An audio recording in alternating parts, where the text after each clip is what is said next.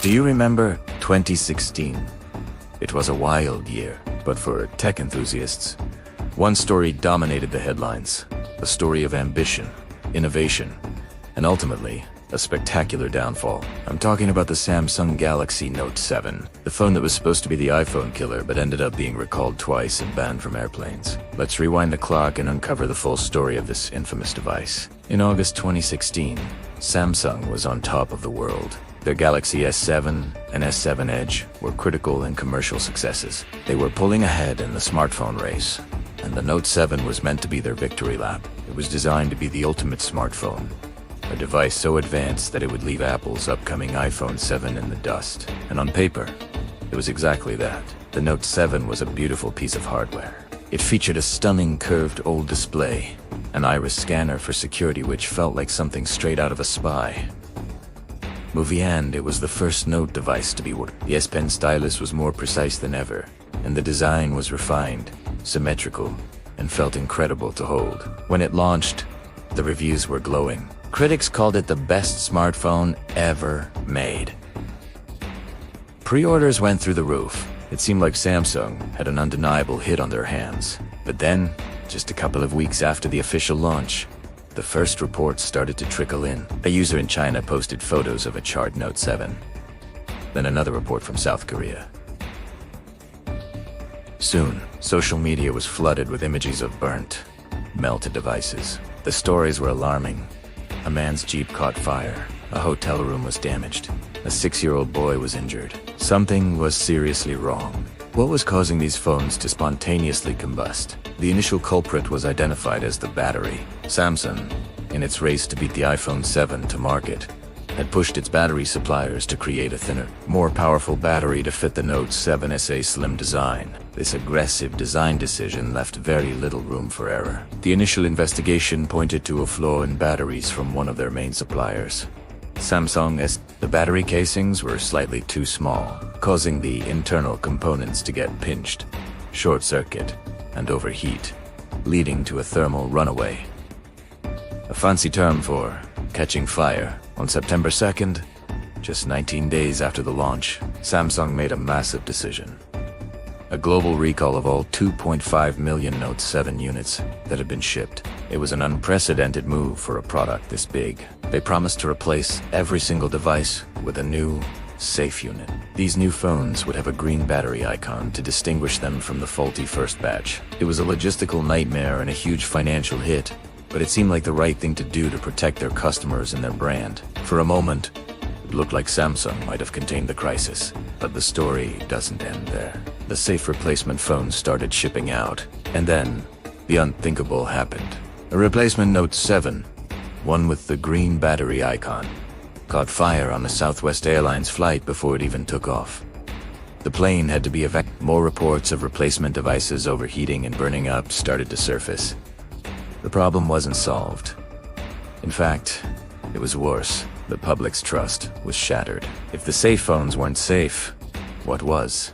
This second wave of incidents created total chaos. Carriers like AT&T and T-Mobile stopped selling the phone altogether. The U.S. Consumer Product Safety Commission issued a second official recall. The situation escalated to the point where the FAA and other international aviation authorities completely banned the Galaxy Note 7 from all flights, whether on or off. You couldn't even bring it in your checked luggage. It became a federally recognized hazardous material. Airport announcements constantly reminded passengers about the ban. The Note 7 was now a piece of digital contraband. So what went wrong the second time? A deeper investigation revealed that the issue was more complex than just one bad batch of batteries. The rush to get replacement phones out the door meant that the second batch of batteries, sourced from a different supplier, also had a flaw. This time, it was a different manufacturing defect welding burrs and missing insulation tape, but the result was the same. Short circuits and fires. The core issue was the aggressive design of the phone itself. The battery compartment was simply too tight, leaving no tolerance for even minor imperfections in the batteries. Samsung's ambition had outpaced its quality control. On October 11th, Samsung officially announced that they were permanently discontinuing production and sales of the Galaxy Note 7. They urged all owners of both original and replacement units to power down their devices immediately and return them. To make sure people complied, they eventually pushed out a software update that essentially bricked the remaining phones, preventing them from charging and rendering them useless. The Note 7 was officially dead. The financial fallout was staggering. The recall cost Samsung an estimated $5.3 billion in direct losses, but the damage to their reputation was even greater. For months, the name Samsung was synonymous with exploding phones. It became the butt of late-night jokes and internet memes. The brand, which had worked so hard to build a reputation for quality and innovation, was now a symbol of failure and danger. It was a corporate nightmare of the highest order. But this is also a story of recovery. Following the disaster, Samsung didn't just hide.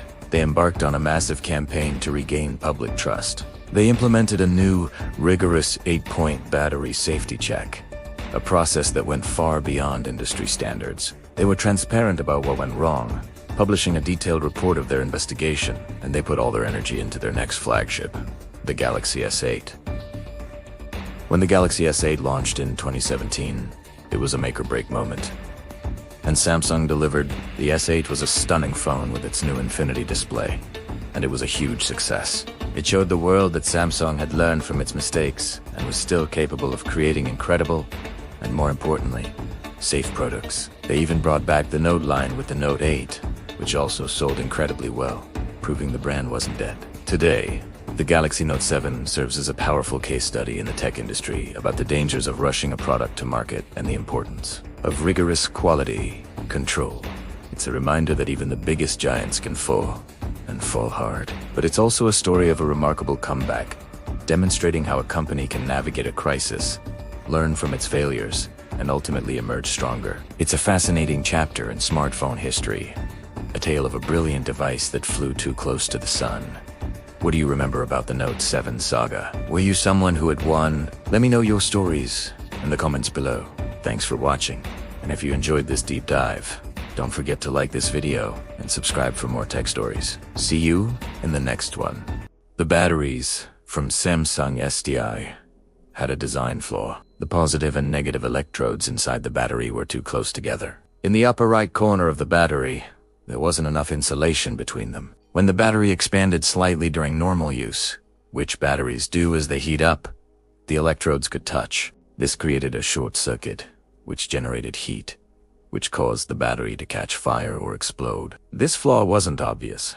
It only happened under certain conditions. Most Note 7 phones worked fine, but a small percentage, maybe 1 in every 42,000 devices, had batteries that failed catastrophically. That sounds like a small number, but Samsung was planning to sell millions of Note 7 cells. Even a tiny failure rate meant thousands of potential explosions. The phone launched on August 19, 2016. The reviews were incredible. Tech journalists called it the best Android phone ever made. Some said it was better than the iPhone. The screen was stunning. The camera was excellent. The design was beautiful. Pre-orders were strong. Samsung was thrilled. Everything seemed to be going perfectly. Then, on September 2nd, a Galaxy Note 7 exploded in South Korea. The owner posted photos online showing a completely destroyed phone that had caught fire. Samsung investigated and said it was an isolated incident. They claimed the phone had been damaged by an external source. But then more reports came in. Another explosion in South Korea. Then one in the United States. Then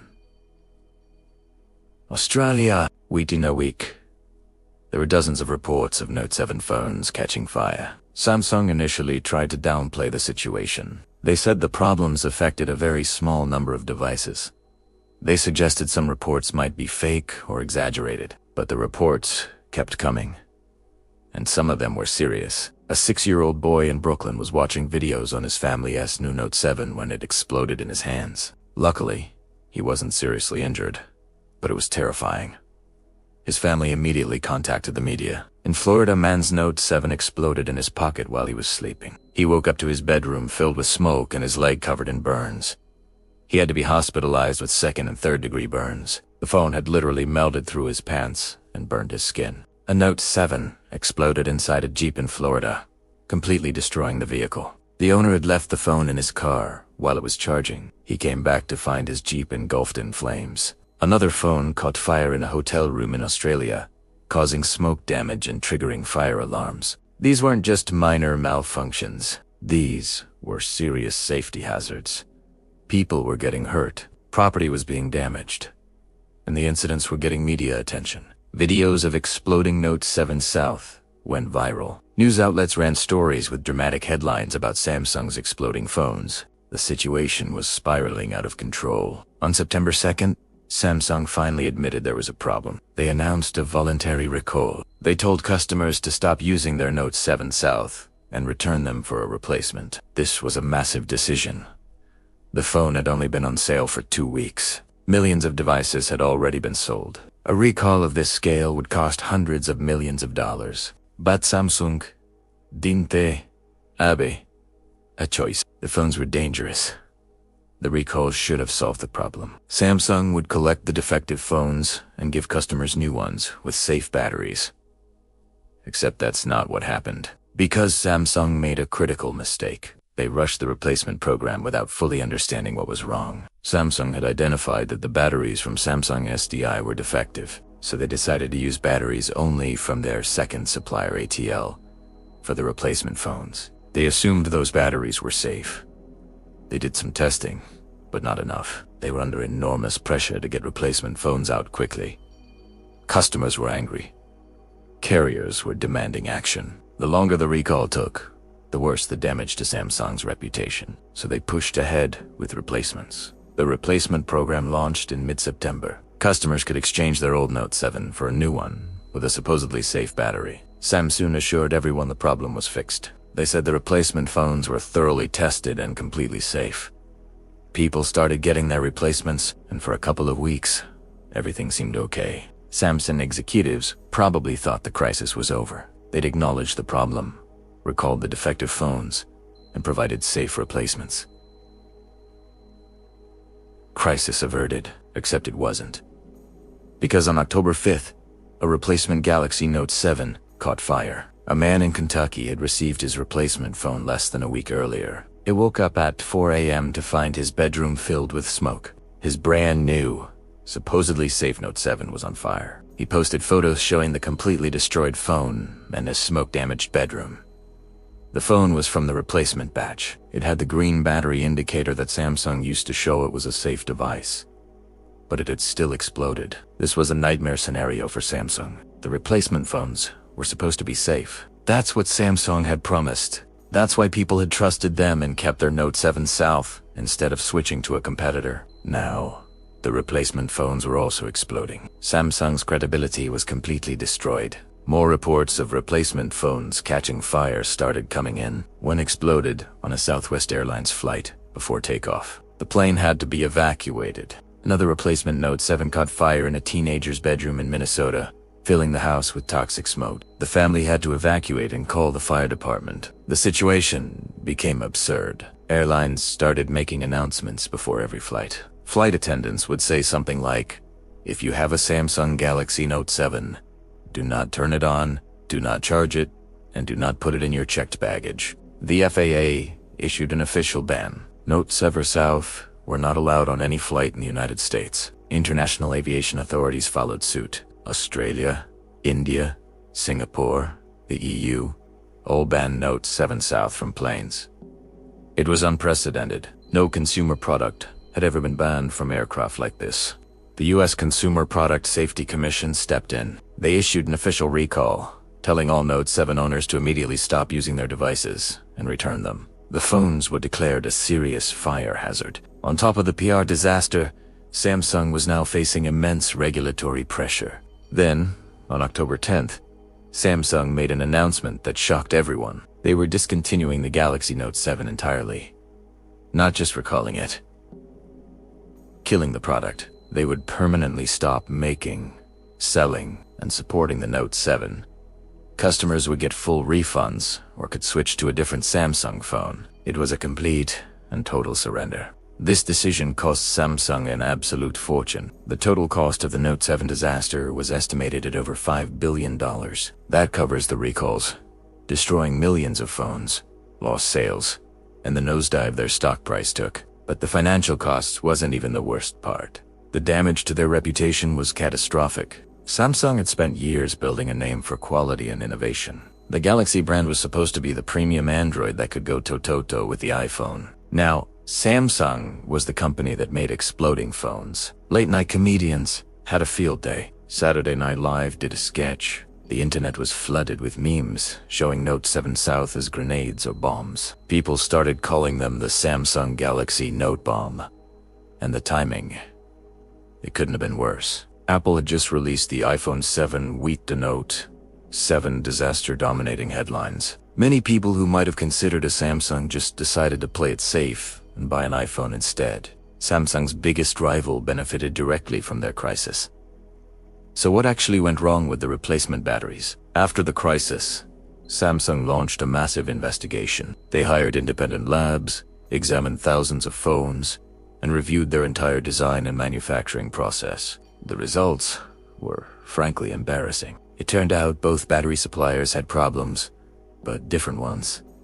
The first batch of batteries had the design flaw, where the electrodes were too close together. But the new batteries, the ones used in the replacement phones, had a completely different issue, a manufacturing defect. During production, some of these batteries were missing crucial insulation tape. This allowed the electrodes to touch under certain conditions, causing the exact same short circuit and fire risk. So Samsung had two different battery suppliers with two different defects, both of which could cause explosions. They had only identified and fixed the first problem before launching the replacement program. They had rushed to get new phones out the door without thoroughly testing the second batch of batteries. If they'd just taken more time, they would have found the second problem. But the pressure to fix things quickly led them straight into another mistake.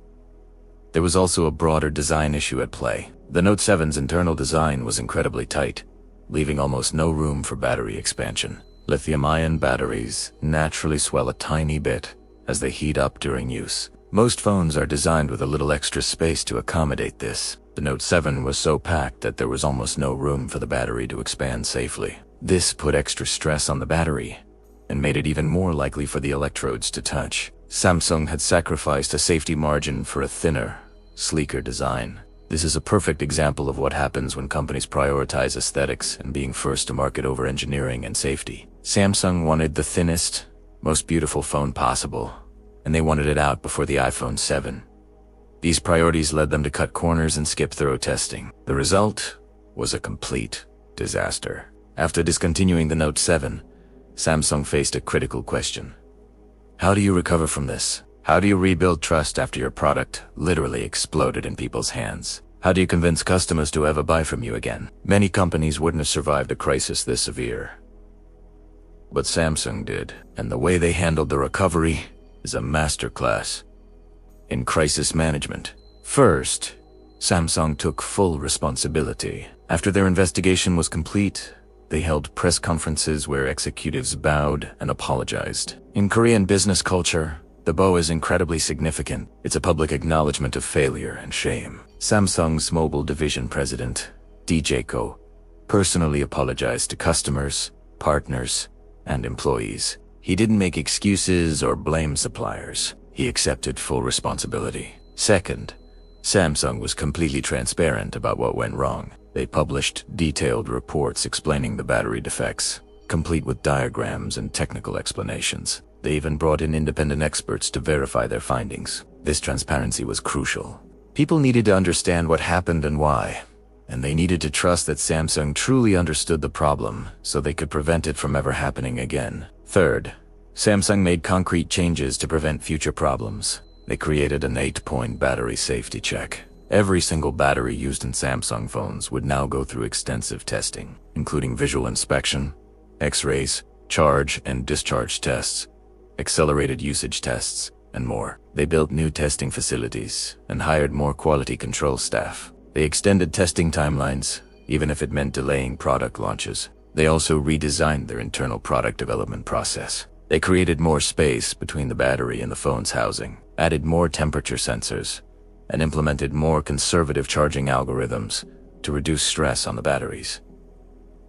These weren't just empty PR promises. They were real, tangible engineering changes that made their phones safer. Thanks for watching. If you found this story interesting, be sure to subscribe for more deep dives into the world of technology. Fourth, Samsung had to deal with millions of recalled Note 7 South.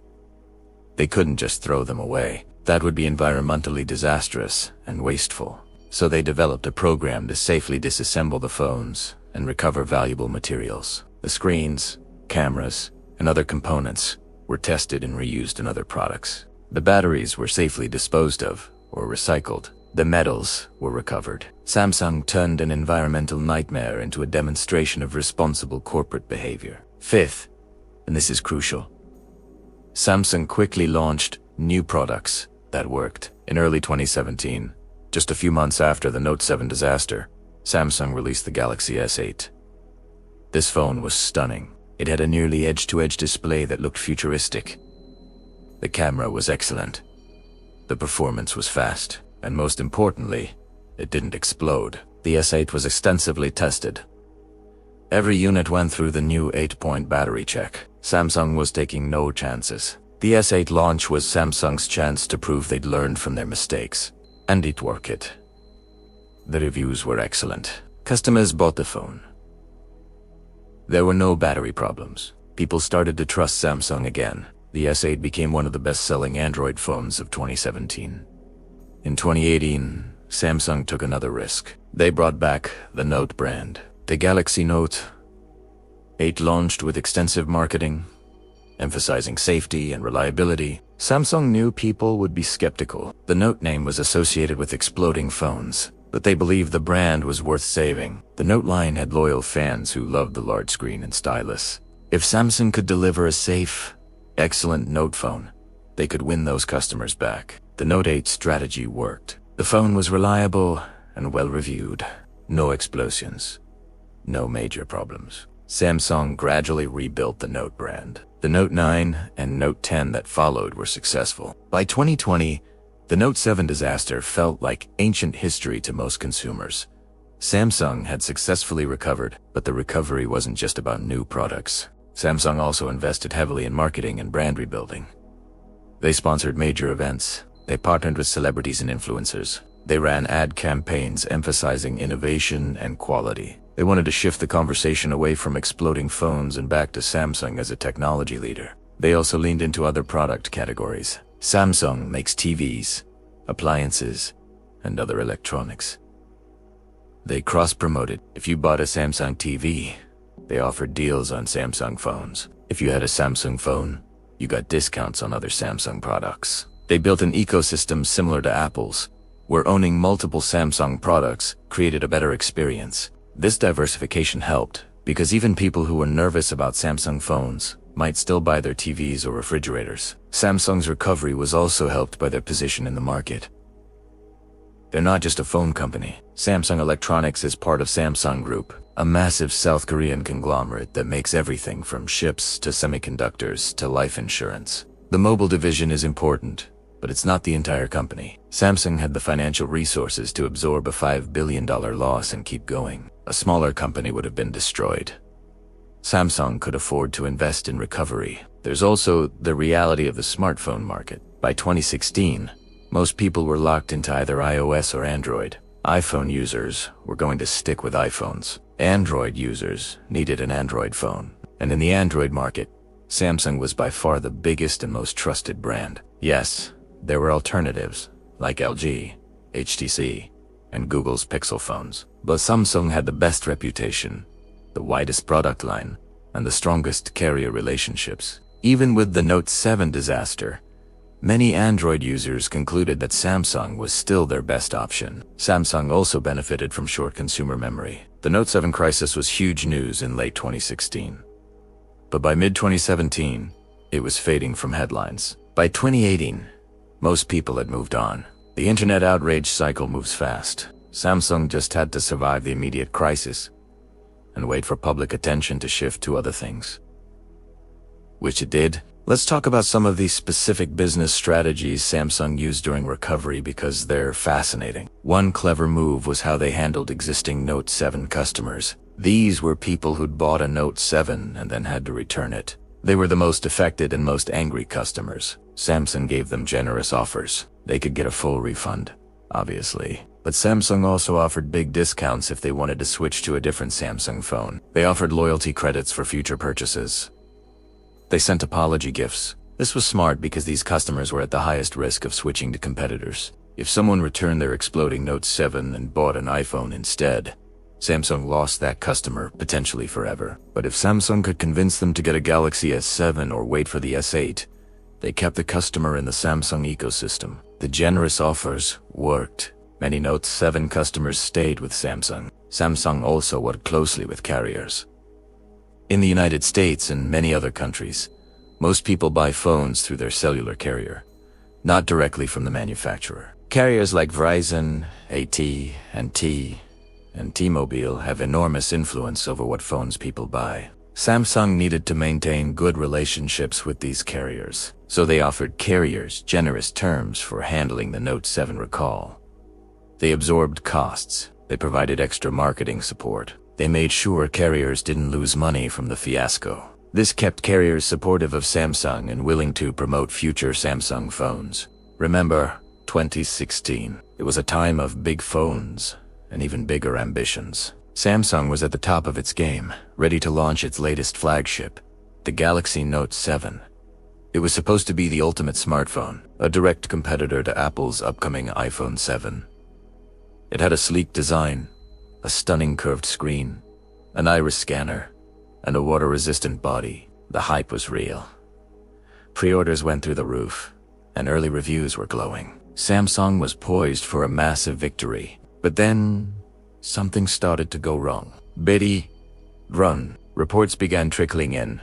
First one, then another, then a flood. Note 7 devices were overheating, smoking, and in some cases, catching fire. What started as a dream launch quickly spiraled into a global nightmare, a case study in crisis management that companies still study today. This is the story of the rise and spectacular fall of the Samsung Galaxy Note 7. So, what exactly happened? The first reports of exploding phones emerged just weeks after the August 19th launch. A video of a charred Note 7 in South Korea went viral. Soon, similar stories popped up worldwide. A man in Florida whose Jeep caught fire, another whose hotel room was damaged. The images were dramatic and terrifying. People were getting hurt. Initially, Samsung's response was a bit scattered. They acknowledged the issue but seemed to downplay its severity, suggesting it was limited to a small number of devices with faulty batteries from a specific supplier. On September 2nd, they announced a voluntary recall of 2.5 million units. They offered replacements with phones they believed had safe batteries from a different supplier. It seemed like a swift, responsible move. But the crisis was far from over. The problem was, the replacement phones started exploding too. A replacement Note 7 caught fire on a Southwest Airlines flight before it even took off, leading to an emergency evacuation. This was the turning point. It became terrifyingly clear that Samsung didn't actually know what was causing the fires. Their initial diagnosis was wrong. The public's trust, already shaken, was now completely shattered. Aviation authorities around the world banned the device from flights. Major carriers like AT&T and T-Mobile stopped all sales and exchanges. Samsung was facing a full-blown catastrophe. Their flagship product was now seen as a dangerous liability. The brand's reputation, built over decades, was on the line. The pressure was immense, and the whole world was watching. On October 11th, less than 2 months after the grand unveiling, Samsung made the unprecedented decision to permanently discontinue the Galaxy Note 7. They told all owners, including those with replacement devices, to power them down immediately and return them. It was a humiliating and incredibly expensive move. The company initiated a massive, global recall effort, sending customers fireproof boxers to ship their phones back. But the damage was done. The financial cost was staggering, estimated to be over $5 billion in direct losses. But the reputational cost was even higher. The exploding phone meme became an internet sensation, and the Samsung brand became a punchline. How could one of the world's biggest tech companies get it so wrong? To their credit, after the initial missteps, Samsung committed to finding the real root cause. They weren't going to just move on. They needed answers, not just for the public, but for themselves. They launched a massive internal investigation, dedicating over 700 researchers and engineers to the task. They built a huge testing facility to replicate the failures, testing over 200,000 fully assembled devices and more than 30,000 batteries. They tested every single aspect of the phone, the hardware, the software, the manufacturing process, even the logistics and handling. They were determined to leave no stone unturned. This wasn't just about PR anymore. It was about survival and rebuilding trust from the ground up. In January 2017, Samsung held a press conference to announce their findings, and the truth was more complex than a single faulty component. It turned out there were two separate battery flaws. The first batch of batteries from their subsidiary Samsung SDI had a design flaw in the upper right corner. The casing was too small for the battery's internals, causing the electrodes to bend and short circuit. That explained the first wave of fires. The second batch of batteries, from a different supplier, had a completely different problem. These had welding defects and missing insulation tape, which also led to short circuits. In their race to make the Note 7 as slim and powerful as possible, Samsung and its suppliers had pushed the boundaries of battery design and manufacturing too far. The aggressive design created conditions where even minor manufacturing defects could lead to catastrophic failure. Samsung's communication during the investigation and its aftermath is a key part of this story. After the initial fumbles, they shifted to a strategy of radical transparency. At their press conference, they didn't just say we fixed it. They showed their work. They detailed the entire investigation process, explained the complex technical flaws with clear graphics, and took full responsibility. They publicly apologized, not just to customers, but to their carrier partners and suppliers. Crucially, they also outlined the concrete steps they were taking to prevent this from ever happening again. This included a new 8-point battery safety check, a multi-layer safety protocol that went far beyond industry standards. It involved everything from durability tests and X-ray inspections to disassembly tests and accelerated usage tests. This commitment to transparency and process improvement was the beginning of their long road to recovery. They could have tried to bury the story, but instead, they owned it. They used the crisis as a catalyst for fundamental change within the company. They established a battery advisory group with external experts from academia and research labs to maintain an objective perspective on battery safety. This painful experience forced Samsung to reevaluate its entire quality assurance process, embedding safety into every stage of product development, from planning to manufacturing. The message was clear. This will not happen again, and they had a plan to prove it. So what are the big lessons here? First, speed is important in a crisis, but accuracy is paramount. Samsung's initial rush to blame a single supplier and issue replacements backfired spectacularly because their diagnosis was wrong. A deeper investigation up front could have saved them from the second, more damaging wave of failures. Second, when you mess up, own it. Completely. The turning point for Samsung's recovery was their shift to full transparency. They explained what happened, why it happened, and what they were doing to fix it. This rebuilt credibility far more effectively than any marketing campaign could. Third, a crisis can be a powerful catalyst for positive change. The Note 7 disaster forced Samsung to become a leader in battery safety. The 8-point battery safety check they developed is now the industry benchmark, making all of their subsequent devices and, arguably, the entire industry. The aftermath for Samsung was surprisingly positive, a testament to their crisis management in the later stages. The very next year, they launched the Galaxy S8. It was a critical moment.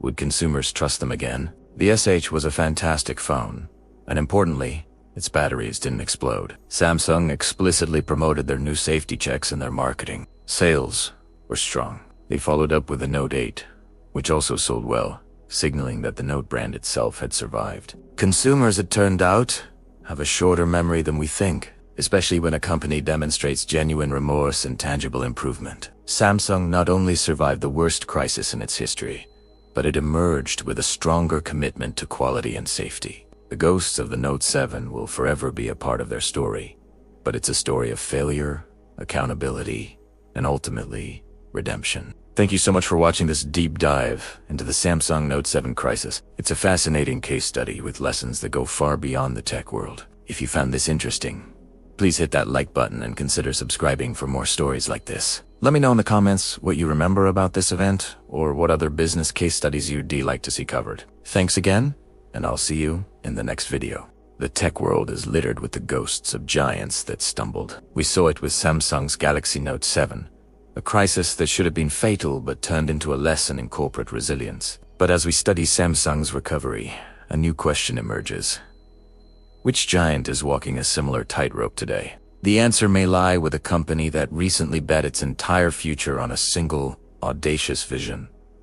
Meta, formerly Facebook. Meta has staked its claim on the metaverse, pouring billions into its Reality Labs division. This is a gamble of epic proportions. While Samsung rushed a physical product to market, Meta is trying to rush the future into existence. They're building a digital world that doesn't fully exist yet, and dragging their entire multi-billion-dollar advertising empire along for the ride. The costs are staggering tens of billions in losses with no clear path to profitability. The initial results have been less than stellar. Products like Horizon Worlds have been met with mockery, seen as empty and graphically unimpressive. This raises the same questions Samsung faced. Is the company's vision outpacing its ability to execute? Are they pushing the limits of technology too far, too fast, before it's truly ready for the public? Like Samsung, Meta's core business is incredibly profitable, but that profit is now being used to subsidize a moonshot project that could either redefine the internet or become the most expensive failure in tech history. A major misstep, a catastrophic data breach in the metaverse, a failed flagship hardware launch, or simply the public's continued indifference could have devastating consequences. Meta's brand, already tarnished by years of privacy scandals, may not have the same resilience Samsung did. Samsung had decades of goodwill built on a wide range of popular hardware. Meta's goodwill is far more fragile. If the metaverse bet fails, they won't just have a failed product line. They will have a failed identity, a failed rebrand, and a colossal waste of resources. The lesson from Samsung is that survival depends on the response to failure. But what if the failure is so big, it consumes the entire company? Meta is testing that question in real time. They are one product disaster away from proving that even the biggest companies can always recover from a single catastrophic bet.